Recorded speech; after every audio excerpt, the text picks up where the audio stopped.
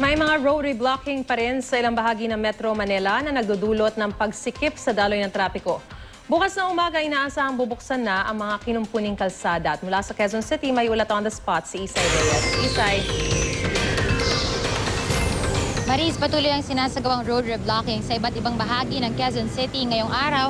Katulad na lamang dito sa ating lugar sa Fairview Avenue, kung saan sarado yung isang lane ng southbound. Nasa last stage na yan kung saan pinapatuyo na ng mga subcontractors itong simento na nailagay dyan. Pero may mga nakaharang pa rin ng mga barriers. Kanina, nakaranas tayo ng bahagyang pagsikip ng daloy ng trapiko dito sa bahaging ating pinapakita ngayon.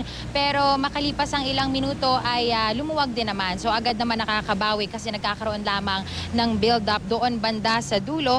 At kanina naman sa ating pag-iikot, inabutan natin na winawalis na yung bahagi ng kalsada sa Mindanao Avenue.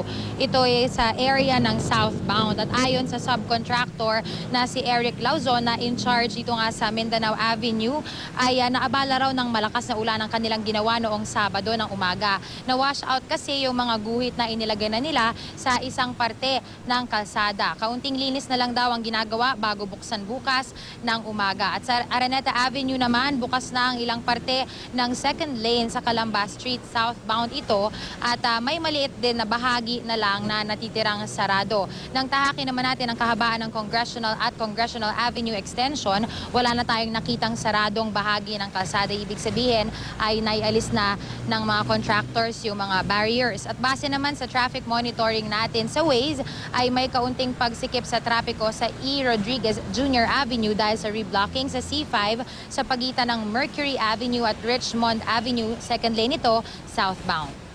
Nakabal talaga po yung gawa ng kaya niyan pag natitigasan ng halo, siyempre di pwede ibagsak yung gawa ng mawas out lang. Alright. Pero kayang habulin to by Kaya po. Bubuksan po namin ito mamaya. At Maris, alas 5 ng umaga nga bukas ay inaasahan na tapos na itong sinimulang reblocking noong Biyernes at para nang sa gayon ay hindi na to makadulot ng trapiko. Ang deadline daw nila ay by this 1 a.m., between 1 to 5 a.m. may alis na lahat ng barriers. Pero gaya nga ng mga naipakita natin kanina, may iba na maaga nilang naialis kasi natuyo naman daw. Maris? Maraming salamat, Isay Reyes.